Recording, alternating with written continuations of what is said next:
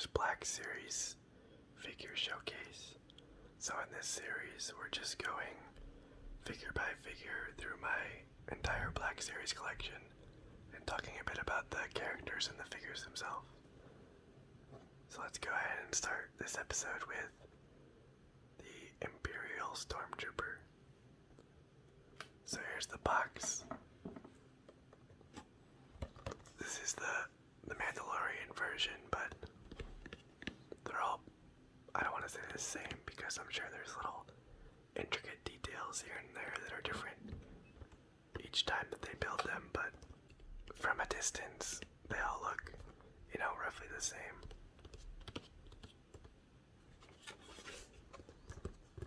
So I wouldn't say these are part of like my Mandalorian collection. They're more just like general Imperial stuff. But anyways, I do have 3 of them. Because I think, you can't just have one Stormtrooper. Stormtroopers don't come in singles. There's a squad of Stormtroopers.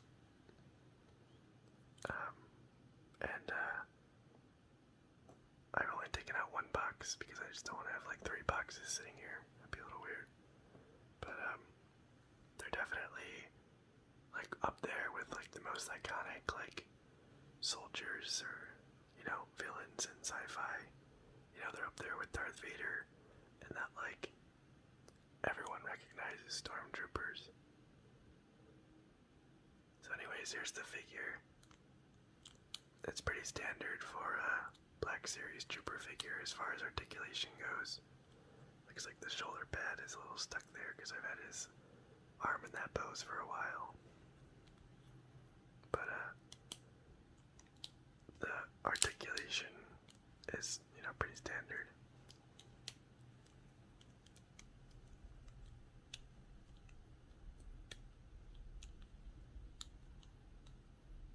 And then here's the other 2. The printing looks good. I know some people have had issues with like prints on the helmet not lining up, but all 3 of mine look pretty good.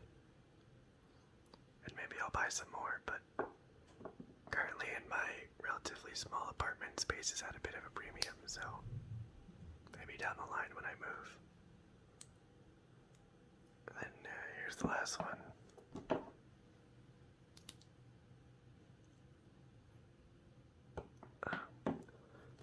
So of course we first see Stormtroopers in the 1977 movie Star Wars: A New Hope.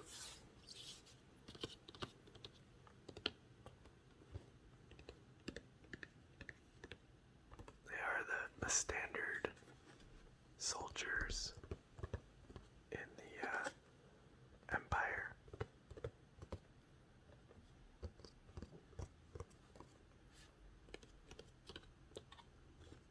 So, Stormtroopers originally started out as clone troopers. Right after Order 66, all of the clones became Stormtroopers, but they were eventually obsoleted or the Emperor and the Empire phased out the use of clones and just went with like, citizens of the Empire that were recruited and trained instead of, cloners and having to rely on the Kaminoans for the army. So there's definitely a running joke in all the shows and movies that Stormtroopers are, kind of cannon fodder. They don't really know what they're doing. They're just, on screen for the heroes to cut down. But if you read up on like, canon materials about them, they're actually quite skilled soldiers. It just so happens that, when they're on the screen, all the enemies they're fighting are like the most badass people in the galaxy, so it's understandable that they might not win. But yeah, like their armor is also designed to absorb energy, so they do go down with like 1 or 2 blaster shots, but the whole idea is that they're still alive, but their armor absorbed it and kind of locks up. So they're like out of the fight, but they can fight another day. And then in A New Hope, Luke also mentions that it's, almost impossible to see out of the helmet. And that's actually just because there's like a bunch of optical enhancements that the helmet has that are only activated for the user. So of course when Luke puts it on, it's extremely hard to see out of, but when the actual Stormtrooper wears it, it gives him a lot of edge on the battlefield. So anyways, that's enough rambling about the Stormtrooper.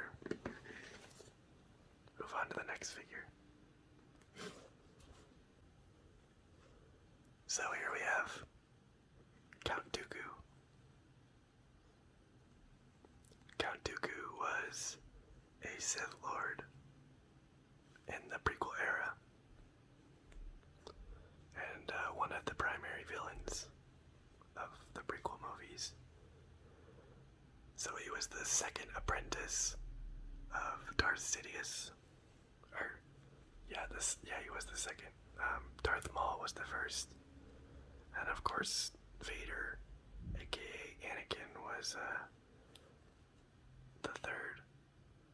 So Count Dooku was born on Sereno, and he became a Jedi, but eventually became disillusioned with the Order and wanted more power for himself, and was just generally unhappy with the ways of the Jedi. So he left the Order and went back to Sereno to be a Count. So that's why he's called Count Dooku. He's the Count of Sereno. And, eventually he becomes Palpatine's apprentice and becomes a powerful Sith Lord. And he's along Palpatine's side as he orchestrates the Clone Wars. But ultimately, Dooku ends up just being another pawn in Palpatine's game. So, Dooku is killed by Anakin at the instruction of Palpatine.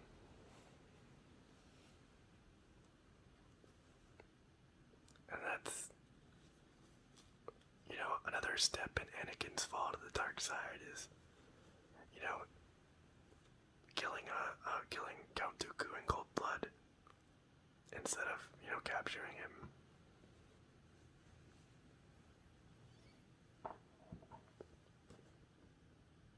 I don't know if I already said this, but his Sith Lord name is Lord Tyrannus. So here's the box. It's the older style, black and red box. There's Count Dooku's picture on it. And the figure looks quite good. His face looks good. And it has a really nice soft good cape. I think the cape actually sits really nice. A lot of times I don't like soft goods on Black Series figures because they don't sit right, or they're like thread count is too low and it looks weird, but I actually quite like Count Dooku's cape. And of course he has his curved lightsaber. And the articulation is quite good, as you'd expect from like clothed figures. It is a bit better than the troopers, but it's actually not too limited by his little apron thing here, so that's good. But yeah, it's a pretty good figure overall. But yeah, I've never been a huge Count Dooku fan. I think he's a cool character and all, but he's never really, made my list for my favorites. But still a very important part of the prequel movies, so I wanted to have him in my collection.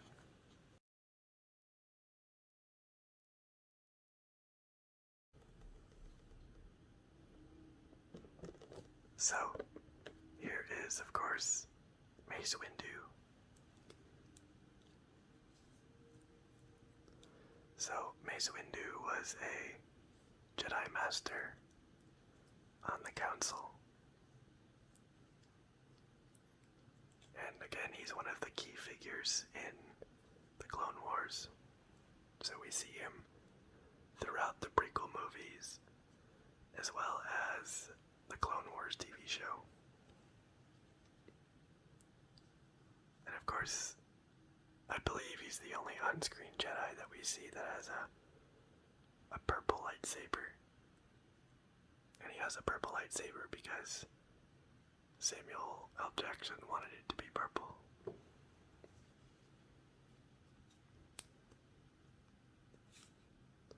So, I don't know too much about the backstory of Mace Windu. I don't know if it's been explored too much. At least in canon. I'm sure Legends has a ton of information about him. He's definitely more of like one of the cynical Jedi that, are apprehensive of the situation during the Clone Wars and, maybe not super trusting of Anakin, which is fair. I mean, he was technically right. That said, he was also definitely one of the most powerful Jedi alive at the time. So, looking at the figure here, again, his articulation is pretty much the same as Count Dooku.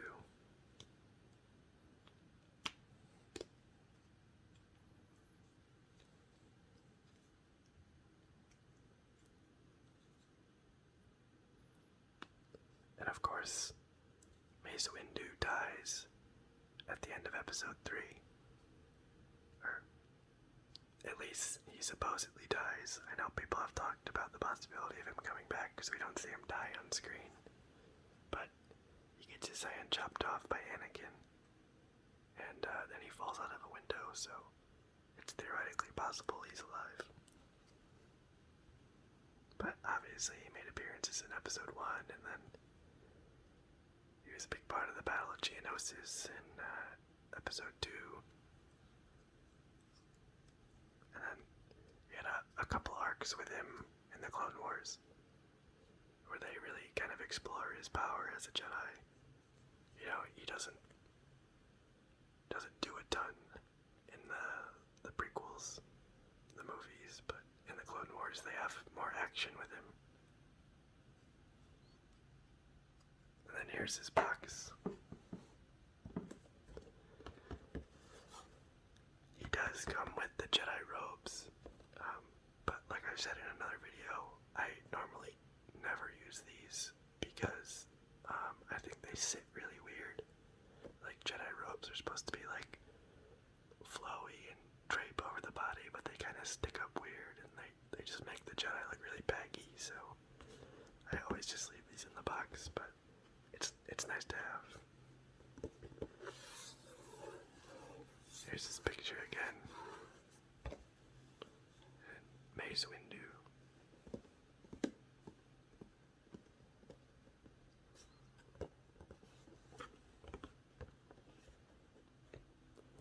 But yeah, Mace Windu is definitely a cool character. Part of me wants him to come back in some form or fashion, but another part of me is kind of like, we bring back so many characters in Star Wars, like, the trope might be a little bit overused at this point. We gotta get some new characters. So, I think I'd be happy either way. Yeah, there's Mace.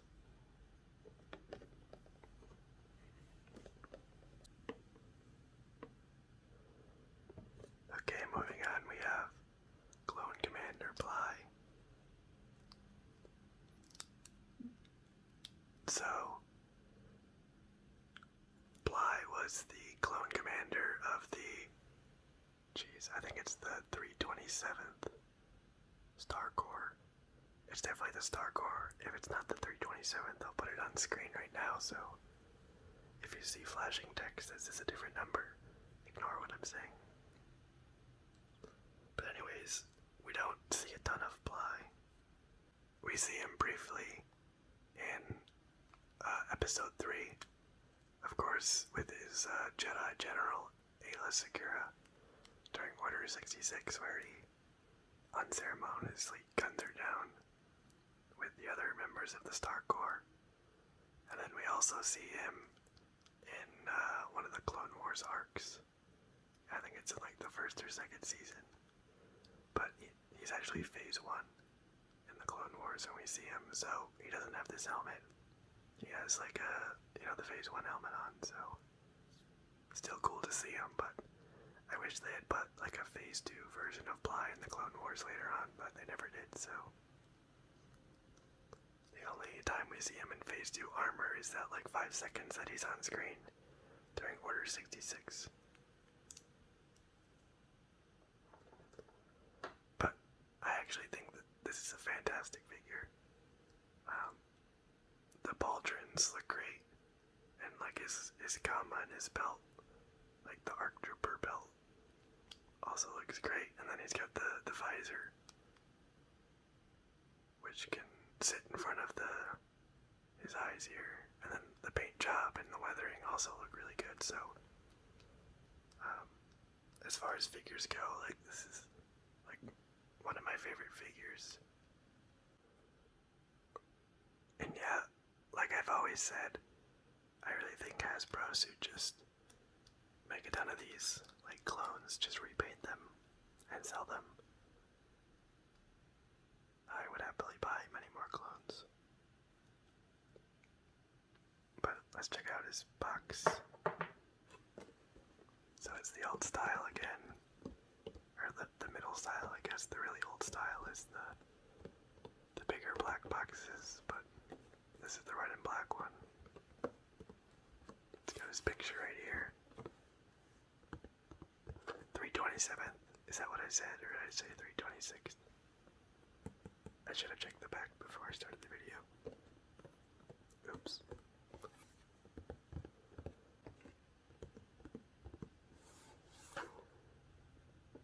CC 5052. I believe CC is Clone Commander.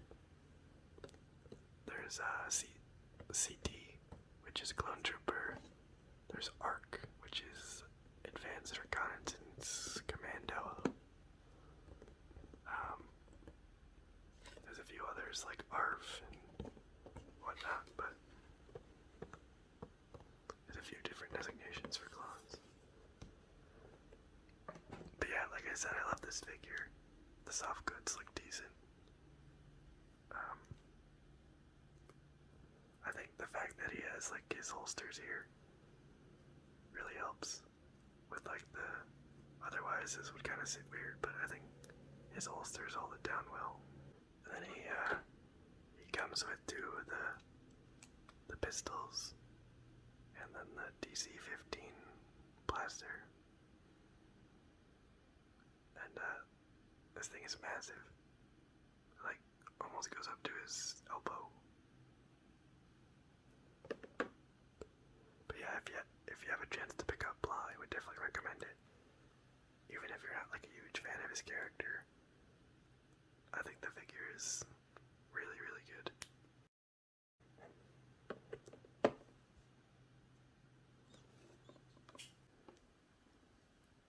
Okay, last up we have a deluxe pack of Luke Skywalker and Yoda.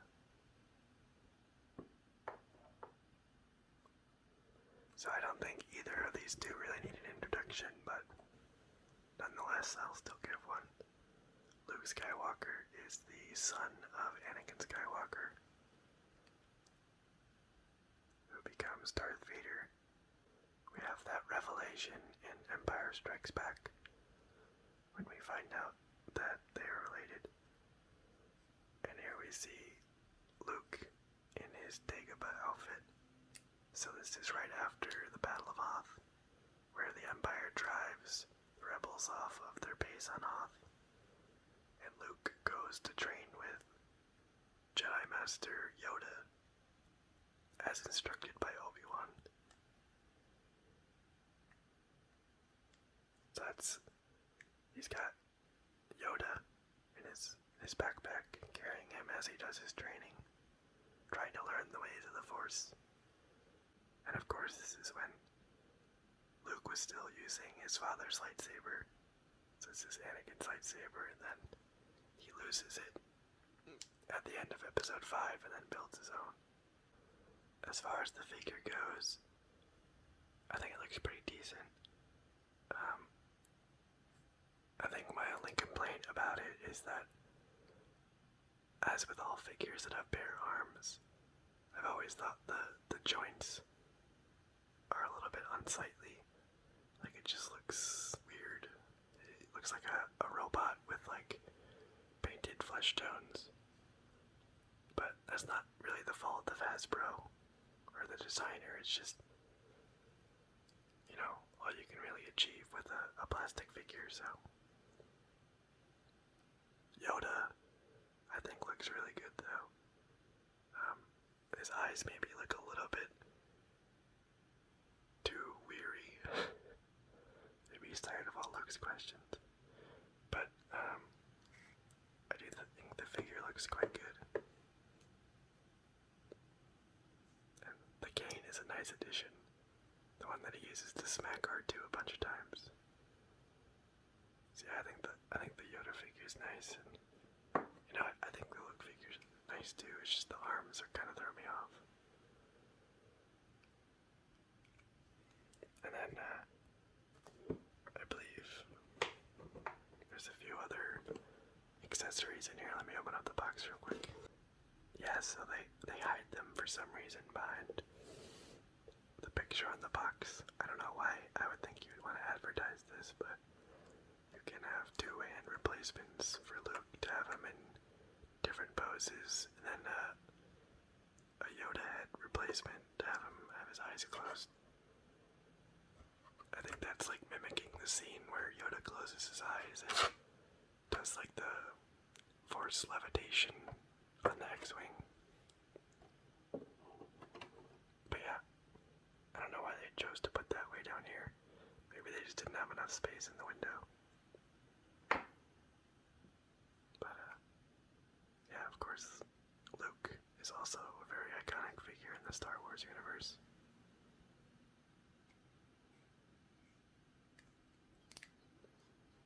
This is my only Black Series Luke figure, so hopefully I'll get some more soon. I'd really like to get a version of him in his black suit that he wears in Return of the Jedi.